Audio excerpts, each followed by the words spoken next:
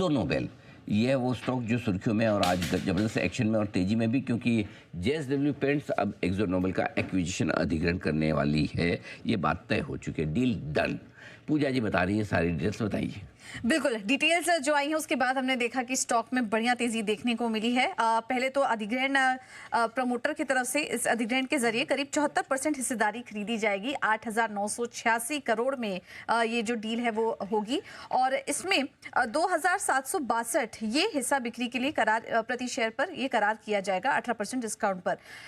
But open offer का price देखिए, JSW paints को सेबी रेगुलेशन के तहत 26% हिस्से के लिए ओपन ऑफर लाना होगा। यहाँ पर जो ओपन ऑफर ला रही है वो प्राइस है 3,417 का, यानी कि 8% प्रीमियम पर। सेबी के फॉर्मूले के मुताबिक अगर ओपन ऑफर का प्राइस देखें तो 3100 के करीब होना चाहिए था, लेकिन 8% प्रीमियम पर ये जो डील है, ओपन ऑफर है, वो होता हुआ दिखाई देगा। और उसी के बाद हमने देखा कि स्टॉक में बढ़िया तेजी देखने को मिली। अब एक और बड़ा प्लेयर है, बड़ी ग्रुप है जो कि इस सेगमेंट में एंट्री लेने जा रही है। काफ़ी अट्रैक्टिव हो चुका है ये पूरा का पूरा स्पेस। हम देख रहे हैं कि ग्रासिम ऑलरेडी है, एशियन पेंट्स जैसे बड़े प्लेयर्स का नाम है। अब जेएसडब्ल्यू पेंट्स को भी इस इंडस्ट्री में काफ़ी सारे अवसर दिखाई दे रहे हैं, क्योंकि डेकोरेटिव पेंट सेगमेंट में ये एक चौथी बड़ी कंपनी के रूप में आएगी आगे। इंडस्ट्रियल सेगमेंट में दूसरी बड़ी कंपनी बनेगी और इनका जो ड्यूलक्स ब्रांड का भी यहाँ पर फायदा इनको मिलेगा। डेकोरेटिव पेंट सेगमेंट में भी पकड़ कंपनी की काफ़ी मजबूत होगी।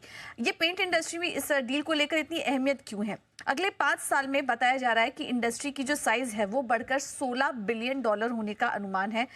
$10.5 बिलियन से बढ़ने की उम्मीद यहाँ पर की जा रही है। और पिछले कुछ सालों में इंडस्ट्री में काफ़ी ज़्यादा कंपटीशन भी बढ़ा है, तो उससे भी ये पूरा मार्केट काफ़ी अट्रैक्टिव हो चुका है। हम देख रहे हैं बिरला ओपस, एस्ट्रल पेंट्स और इसके अलावा जेके सीमेंट जैसे बड़े प्लेयर्स के एंट्री के बाद इस स्पेस में कंपटीशन भी काफ़ी ज़्यादा बढ़ा है। हालांकि अभी भी जो एक बड़ा हिस्सा है इस मार्केट का वो एशियन पेंट्स के पास ही है, करीब करीब 60% की शेयर के साथ ये लीडर है। उसके बाद है बर्जर पेंट, फिर कांसाई नेरोलैक, ग्रासिम अब धीरे धीरे मार्केट इसमें कैप्चर कर रहा है और 8% का मार्केट शेयर अब ग्रासिम के पास भी है। और बाकी अन्य प्लेयर्स जो हैं वो 8.5% का यहाँ पर जो मार्केट शेयर उसको होल्ड करते हैं। तो हम देख रहे हैं कि ये बड़ा पाई है और धीरे धीरे करके हर कंपनी इस स्पेस में एंट्री लेना चाह रही है, बढ़ते हुए अवसर और ग्रोथ को देखते हुए।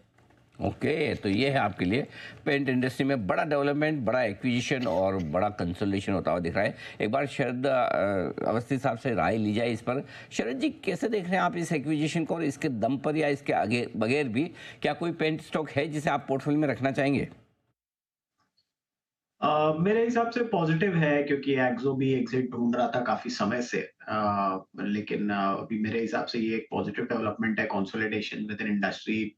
छोटे प्लेयर्स वैसे भी ग्रेजुअली मेरे हिसाब से ग्रासिम की एंट्री के बाद और जेएसडब्ल्यू की एंट्री के बाद छोटे प्लेयर्स का सर्वाइवल थोड़ा सा मुश्किल लगता है। एशियन पेंट्स बर्जर को शायद उतना नुकसान नहीं होगा, लेकिन छोटी कंपनीज को मोस्ट प्रोबेबली मुश्किल होगा इस कंपटीशन से कैटर करना।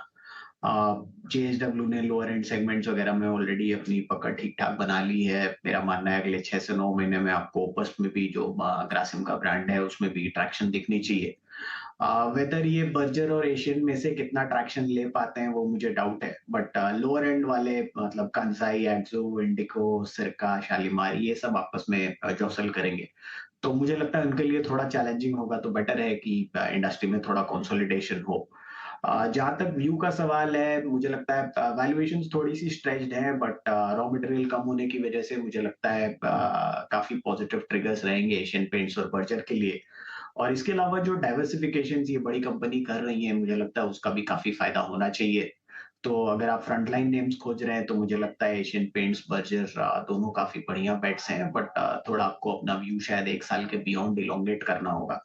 रॉ मटेरियल साइड पे थोड़ा इम्प्रूवमेंट आपको देखने मिल सकता है, तो मार्जिन थोड़ा सा इम्प्रूव हो। डिमांड साइड पुल भी लॉन्ग टर्म में हमें लगता है काफी स्ट्रॉन्ग रहना चाहिए अर्बनाइजेशन के साथ साथ, और रियल एस्टेट व्यू भी स्ट्रॉन्ग है।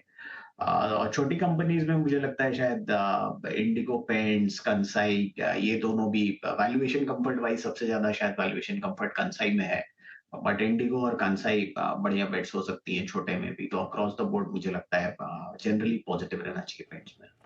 ओके, तो ये है आपके लिए पेंट स्टॉक्स राय। आइए